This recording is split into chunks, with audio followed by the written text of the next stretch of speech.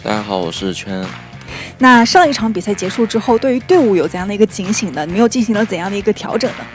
我们回去之后进行了一些复盘吧，就是在于前期的对线还有在支援团的抢夺上的失误，还是不是要多多去改善。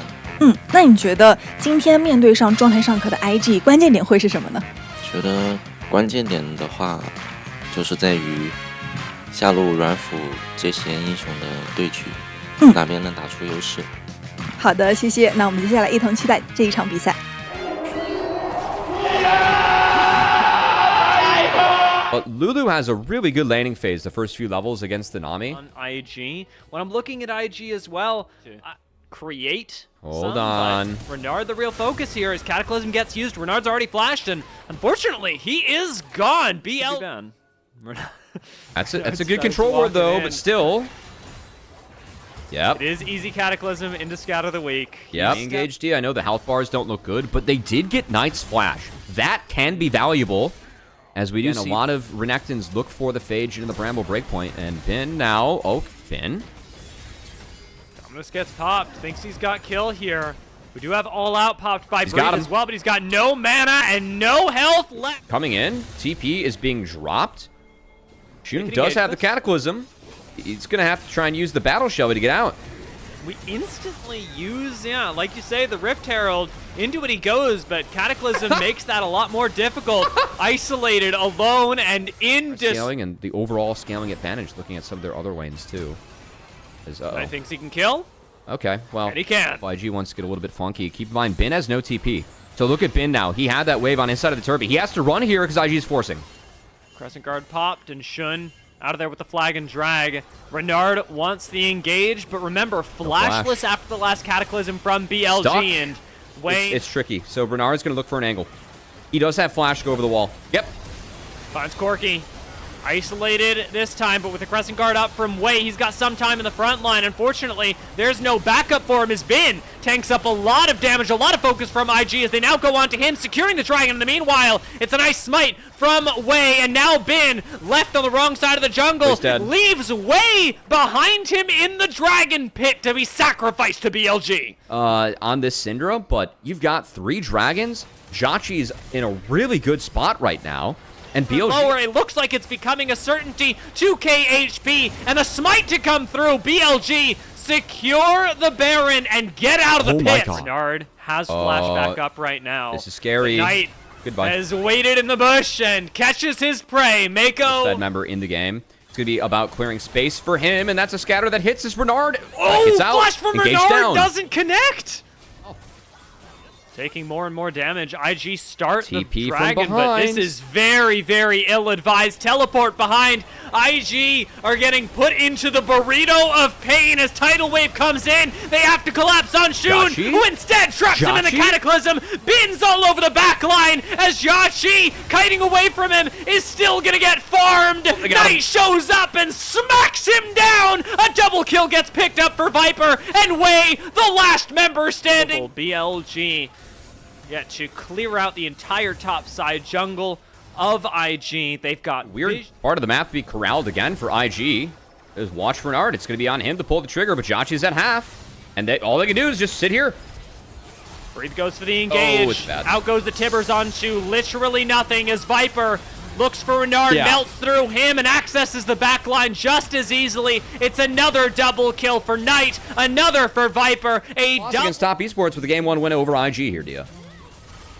This game, close at the beginning, not so close near the end. BLG really knew how to close that game out by capitalizing on champions. Very rarely does Bard come up because Bard... your ability to go into the tomb yourself. We're going. Close enough. Renard is going to go in on this. Has level 6, but has to burn it on himself to stay alive. With Mako here and a Fear now burned onto Xun, but not actually. An IG... They're fishing. They really want the level 6 play. Breathe here. With Breathe here, maybe they can make it happen. Knight's in the back line looking for Renard, and he picks up first blood as Xun gets trapped in the baby cage and shut down by IG. With Bin's late arrival, he's looking for Wei. Then he will manage to pop the jungler. Finally, the escape from IG. Stay. Breeze at half. Knight's able to find him as Renard again the target. Tomb off cooldown. Tombs on CD. Knight picks up another from our 2 mid laners. As On. Good catch by Mako to prevent all the damage from going over to Jauchi, but On doing a lot of damage here. Yeah, still On not the great. Anivia. Mako. Renard managed to back away, survive this one. On Relentless, however, fighting for vision in this tribe rush, and will do a lot of damage to Mako as a result. He's just sitting there eating this. Has to actually flash away even with the magical journey, and Jauchi's in trouble as he eats the exhaust underneath the tower. I do really like Xun, though, in these scenarios. You can outrange or kind of be an arms race to make sure your team has more range. Bree's going to go down in top lane. This is a trade, by the way. There's a reason that we're not freaking. Surely have drafted themselves some way to deal with some we're going. If not, the Nocturne Paranoia. Renard right on top of Bin, and this is the cyberbullying that was foretold. On's on the side right now, but from a distance, we've got the curtain call doing work. They've been attacking the sides. BLG is slow to respond. IG get a big kill. And now Wei, he might need some help, actually. That chain's going to hit. Yeah. He's in trouble. Yeah, Paranoia popped defensively, and even that, not enough. On's around here as well, but we've seen On do this before, and that is not going to work out for him. Jauchi flashes up the wall to survive, gets out with the blast cone, and even with Knight popping back here to try and secure the kill, Jauchi is out of there. Renard and Breathe on the front line will collect yet another kill as Knight looks for Jauchi, but he's not going to be able to finish him off. He and Xun now on the wrong side of the rift. We've seen this story with their support, and curtain call to add insult to the very injured. And I'll be honest with you, Cubby, it looks like they own this game. The IGs. Okay. Almost bad. Looking for a little bit of pokes. Jauchi secures the Baron, and Xun does jump on top of Renard to finish the kill. Viper actually gets away, picking up another one, but again, curtain call gets opened up, canceled very quickly by the threat of Xun. IG are fighting in an awkward position, and Viper, managing to survive for so long, has forced IG into an awkward position and formality alone that has kept them from game 3 for the last couple minutes. We'll be seeing you in this third game. You know, Bessa, which I really like, but it leaves very... This is where BLG is at their best as you try and find it really cool. But On, different idea. It's going to be a tower shot for Mako. Does burn the Xun goes wide on both daggers, but has Renard to back him up and really wants this Scuttle Crab flash again. Forced out of Xun, but he recommits and has ultimate, so BLG with that really is getting the party started for BLG, who again need to continue to play fast. It's the first time this series that we have seen both of the early game objectives be picked up by the same team. Flash forward from Viper, that's a double kill! No, maybe, but the collapse is coming in. Knight just got second item. We're baiting the dragon. This is the BLG play. Mako does find a double Pop Blossom. It's going to immediately get melted after that as Knight joins Xun in the back line, even as Xun goes down, with Jauchi firing away at him. The rest of BLG do have to play together to avoid the damage from this 80 carry. Flash up the wall from both he and Breathe, with Knight following, looking for Jauchi. Charm will not connect, but ultimately, Jauchi will fall with the rest of IG. BLG, well, they've proven they can set a trap, that they can collapse on it, and they've got the chance to do it again. Mid lane, Viper is forced to flash. On ultimately tanking that up. Unbreakable Will is going to get popped, and Jauchi almost joins it. Managing to back away on sub 100 HP. We have got a teleport coming in, and BLG want to route this fight once again. Bin's got hop available. Over the wall is going to go Xun, collapsing directly onto Renard, who has no TP, no chance to get involved here. BLG does not have the most Baron damage, but their turn could be lethal as they find Breathe and Wei. Oh boy. People say do or die. This is do and die. Mako's 4-man Pop Blossom is a celebration of death, not life. The damage is done. As bounce back though. Jauchi got Viper.